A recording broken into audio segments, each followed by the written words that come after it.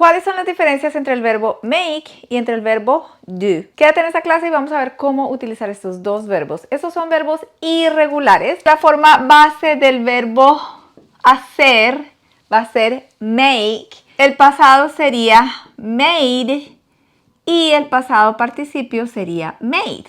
Sin embargo, cuando utilizamos el verbo do, eso también quiere decir hacer, el pasado del verbo do va a ser did, hizo, y el pasado participio va a ser done, hecho. ¿Cómo los diferenciamos? ¿Cómo sabemos cuándo utilizar make y cuándo utilizar do? Ahí es donde nos vamos a enfocar hoy un poquito, a ver si lo logramos entender.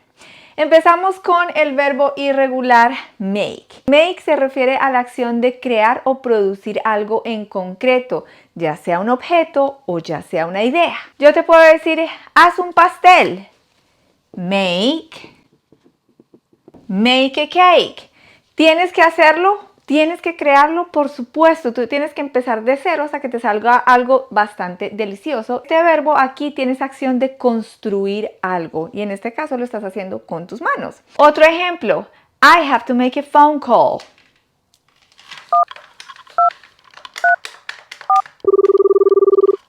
Hello.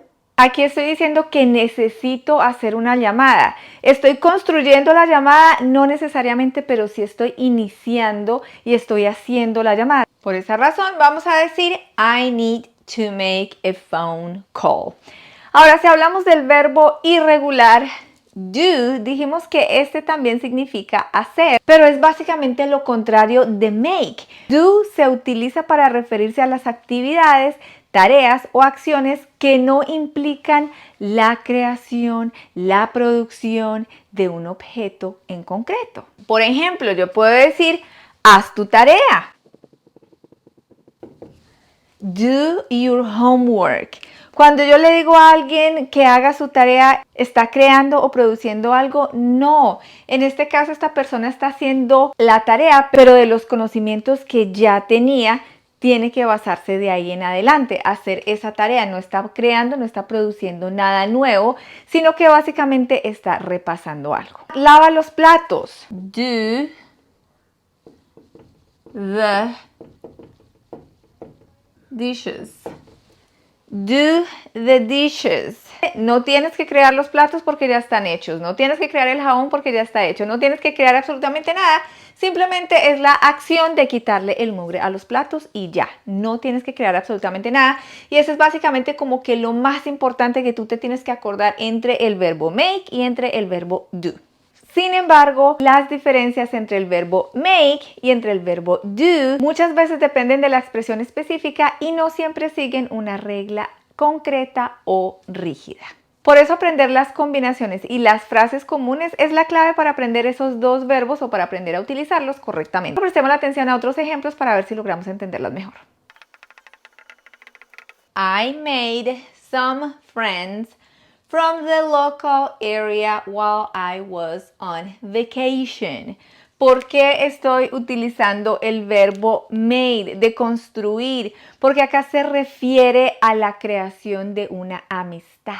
No estoy creando nada con mis manos, pero sí lo estoy creando con las relaciones interpersonales. Yo no conocía a esta gente antes de vacaciones. Esa amistad se empezó a crear cuando yo fui a vacaciones y ya logramos tener una amistad. Laura hizo una broma sobre mi saco nuevo.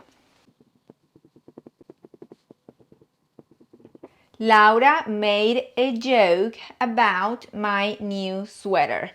¿Por qué estoy utilizando aquí el verbo hacer de construir?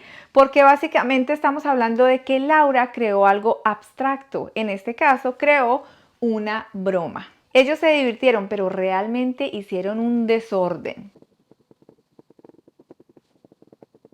They had fun, but they have really made a mess. ¿Por qué estoy utilizando aquí el verbo made? Porque crearon el desorden. Eso está un poquito más fácil de entender porque literalmente la habitación estaba limpia, ellos llegaron, jugaron e hicieron ese reguero. Lo hicieron con sus manitas. Ese de pronto nos queda un poquito más fácil de entenderlo. Sam y Laura lavan la ropa todos los lunes. Sam and Laura do the laundry every Monday. ¿Por qué utilizamos el verbo to do? Porque el verbo to do lo utilizamos cuando estamos hablando de tareas generales, usualmente del hogar, como lavar los platos, lavar la ropa. Veamos otro ejemplo.